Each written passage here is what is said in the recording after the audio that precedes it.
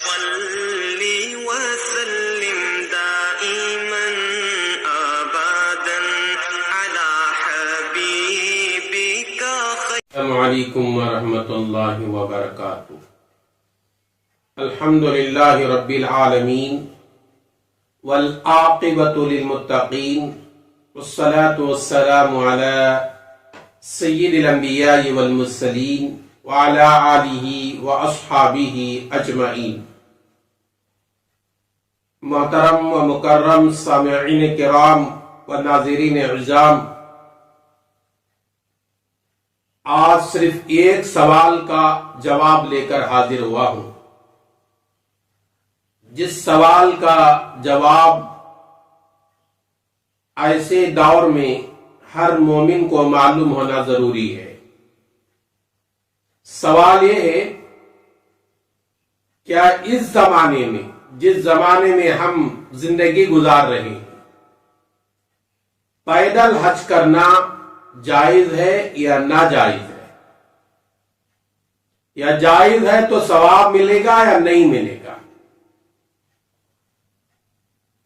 پہلی بات یہ سنیے، حج اس مومن اور مومنہ پر فرض ہے جو بیت اللہ تک پہنچنے کی استطاعت اور طاقت رکھتا ہو، اور میرے پاس بیت اللہ تک پہنچنے کی استطاعت ہے، مال و اسباب ہیں، اپنے گھر سے لے کر بیت اللہ تک پہنچنے کے اخراجات برداشت کرنے کی طاقت ہے۔ اگر میں بیوی بچے والا ہوں یا ماں باپ کی ذمہ داری میرے اوپر ہے، تو میرے حج سے واپس آنے تک ان لوگوں کی ذمہ داری اور حقوق ادا کرنے کی بھی میں طاقت رکھتا ہوں۔ اس وقت میں میرے اوپر حج فرض ہے۔ اگر وہ حیثیت میرے اندر نہیں ہے، بیت اللہ کو پہنچنے کی طاقت نہیں، وہ اسباب میرے پاس نہیں، تو خواہ اپنے ملک سے، اپنے گھر سے بیت اللہ کو پیدل حج کر کے جانا اور یہ سمجھنا کہ میں نے بہت بڑا کمال کیا ہے، بڑا ثواب کا کام کیا ہے، تو غلط ہے۔ بیت اللہ کو پیدل حج کرنا اگر ثواب ہوتا، تھوڑی دیر کے لیے غور کیجئے آپ، حضور اکرم صلی اللہ علیہ وسلم چھوٹے سے چھوٹے نیکی کو حاصل کرنے والے تھے۔ ایک چھوٹی سے چھوٹی نیکی بھی اللہ کے نبی صلی اللہ علیہ وسلم کبھی نہیں چھوڑے۔ آپ صلی اللہ علیہ وسلم نے مدینہ طیبہ میں زندگی گزار رہی۔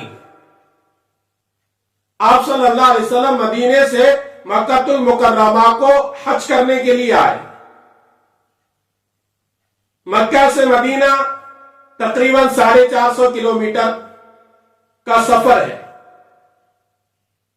اگر پیدل حج کرنا ثواب ہوتا تو حضور اکرم صلی اللہ علیہ وسلم وہ ثواب کی چیز کو حاصل کرنے کے لیے مدینہ سے مکہ المکرمہ کو پیدل حج کرتے تھے۔ لیکن سیرت کا جاننے والا ہر مومن جانتا ہے، حضور اکرم صلی اللہ علیہ وسلم جو حجۃ الوداع میں تشریف لائے تھے، تو آپ صلی اللہ علیہ وسلم پیدل نہیں بلکہ سواری پر سوار ہو کر حج کے لیے آئے۔ اگر پیدل حج کرنا ثواب ہوتا تو میرے اور آپ کے آقا حضور اکرم صلی اللہ علیہ وسلم وہ ثواب کی چیز کو کیسے چھوڑتے تھے؟ معلوم یہ ہوا کہ پیدل حج کرنا کوئی خاص ثواب اور اجر کا باعث نہیں۔ اللہ نے جو سہولتیں جس زمانے میں انسان رہتا ہے، وہ زمانے کے سواریوں کا استعمال کرنا آدمی کے لیے مہیا کیا ہے تو کرنا چاہیے۔ نبی کے زمانے میں اونٹ تھا، خچر تھے، گھوڑے تھے، اس پر لوگ سوار ہو کر حج کرتے تھے۔ اور آج کے زمانے میں دور دراز کے سفر طے کرنے کے لیے ہوائی جہاز کا انتظام ہے، تو آدمی اس پر سوار ہو کر بیت اللہ کو حج کو جا کر آنا چاہیے. یہ نہیں کہ ہمارے پاس طاقت ہے یا نہیں ہے پھر بھی ہم بیت اللہ کو پیدل حج کر کے جا رہے ہیں اور یہ ثواب سمجھ رہے ہیں میں نے اچھا کام کیا. نہیں میرے دوستو، یہ کوئی ثواب کا کام نہیں ہے. کیرلا کے رہنے والے ایک نوجوان شہاب صاحب نے جب کیرلا سے بیت اللہ کو جا کر حج کرنے کا ارادہ ظاہر کیا اور نکل پڑے اور حج کر کے واپس بھی آ رہے ہیں تو ان کا دیکھا دیکھی بہت سارے لوگ اب تیار ہو گئے، چلو میں بھی بیت اللہ کے لیے پیدل حج کروں گا. اور یہ لوگ سمجھتے ہیں کہ بیت اللہ کو پیدل حج کرنا بہت بڑا ثواب ہے. یہ نادانی ہے میرے دوستوں، کوئی ثواب نہیں. اس کے اندر دکھلاوا ہوتا ہے، اس کے اندر ریاکاری ہوتی ہے، اس کے اندر شہرت ہوتی ہے. اگر آپ نے اللہ نے آپ کو دولت دیا ہے، اطمینان کے ساتھ راحتوں کے ساتھ سواری پر سوار ہو کر جا کر تم بیت اللہ کا حج کر سکتے ہو تو اس وقت میں کرنا چاہیے. اگر آپ کے پاس طاقت نہیں ہے، ہمت نہیں ہے تو آپ کے اوپر حج بھی فرض نہیں ہے. خواہ مخواہ مصیبتیں کیوں جھیلتے ہو؟ اللہ تعالیٰ قرآن مجید میں کہتا ہے لا یکلف اللہ نفسا الا وسعہا. اللہ تعالیٰ کسی بھی بندے کو اس کے طاقت سے زیادہ بوجھ نہیں ڈالتا. اس لیے یہ بات صاف ظاہر ہو گئی، اس زمانے میں بیت اللہ کو حج کے لیے پیدل نکلنا کوئی ثواب نہیں، کوئی اجر نہیں، بلکہ اس میں دکھلاوا آیا تو ثواب سے خالی.